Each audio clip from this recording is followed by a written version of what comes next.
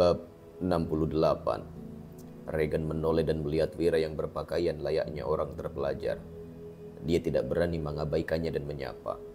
Mohon maaf, siapa Anda? Sarjana tingkat rendah dari Dusun Darmadi. Wira menangkupkan tinju dan membalas. Sony dan Zabran yang kalian tangkap itu adalah orang dari desaku.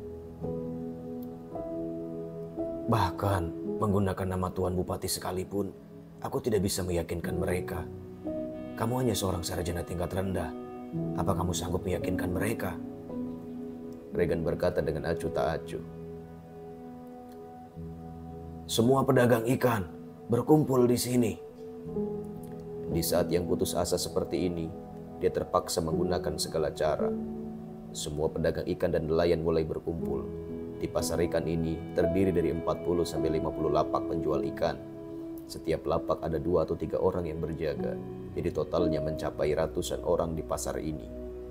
Para pedagang mengenakan pakaian katun, sedangkan para nelayan mengenakan pakaian rami. Saat ini cuaca sudah mulai beranjak dingin. Tetapi bahkan ada beberapa orang yang tidak mengenakan sepatu. Wira berdiri di atas sebuah papan batu sehingga posisinya lebih tinggi dari orang lain. Para pedagang dan nelayan itu mendongak memandangnya.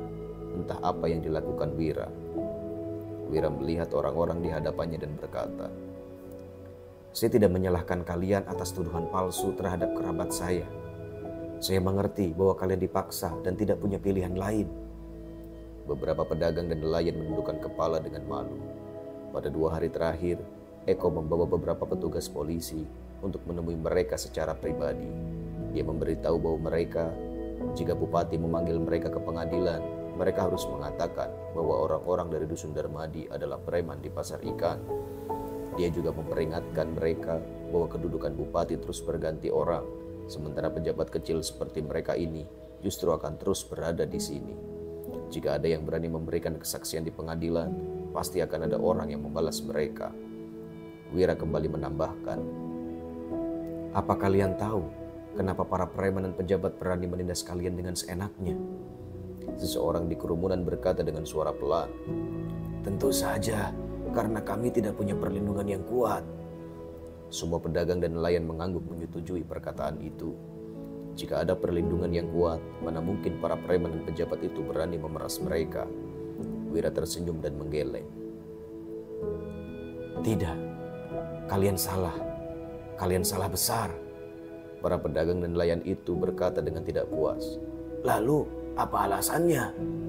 Wira menyipitkan matanya dan berkata, kalian ditindas bukan karena tidak punya perlindungan yang kuat, tapi karena kalian itu semua pengecut. Kalian bahkan lebih pengecut dari Kasim. Apa maksudmu memaki kami seperti itu?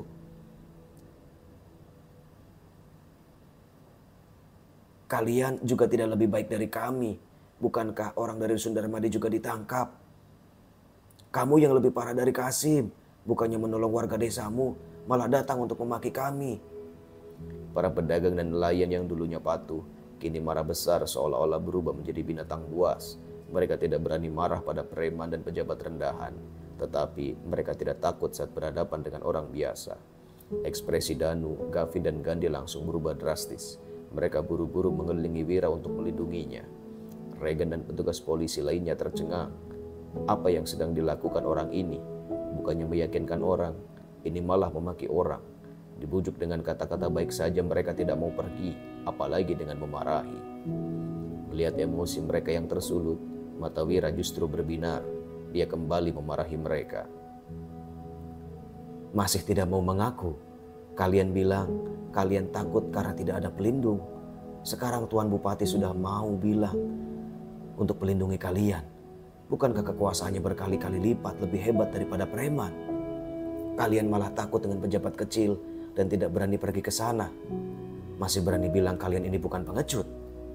Para pedagang dan nelayan yang marah itu langsung menunduk. Namun ada seseorang di antara kerumunan yang berkata,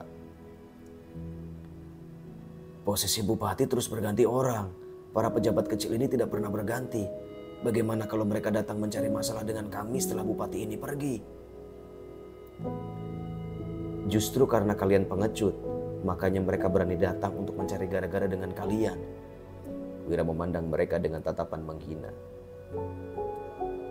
Apa yang perlu ditakutkan dari mereka? Preman-preman itu hanya belasan orang. Kalau dikumpulkan, jumlah kalian ratusan orang. Kalau setiap orang memanggil bantuan satu atau dua orang lagi, jumlah kalian langsung menjadi 2 kali lipat. Begitu kalian bersatu, memangnya puluhan preman itu bisa melawan kalian? Mereka bahkan mungkin akan merasa takut pada kalian. Tatapan para pedagang dan nelayan itu sontak berbinar. Memang benar, para preman itu hanya berjumlah puluhan orang, sementara orang di pasar ikan ada ratusan. Salah satu pedagang kecil berkata, "Tapi ada petugas polisi yang melindungi mereka. Memang pantas kalian ditindas." Wira tersenyum sinis dan berkata, "Di kabupaten ini, kedudukan bupati paling tinggi. Polisi hanya anak buah dari bupati. Kalau polisi melindungi mereka, apa kalian tidak bisa mengadukannya ke pengadilan?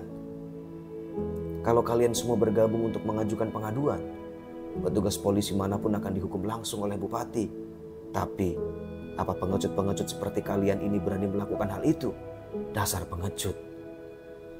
Ingin sekali rasanya Rega dan ketujuh petugas polisi lainnya menarik Wira turun dari papan batu itu. Apa yang sedang dipikirkan orang ini? Kenapa dia malah mengajari orang bagaimana caranya menghadapi pejabat? Bagaimana lagi mereka harus bertugas kelak?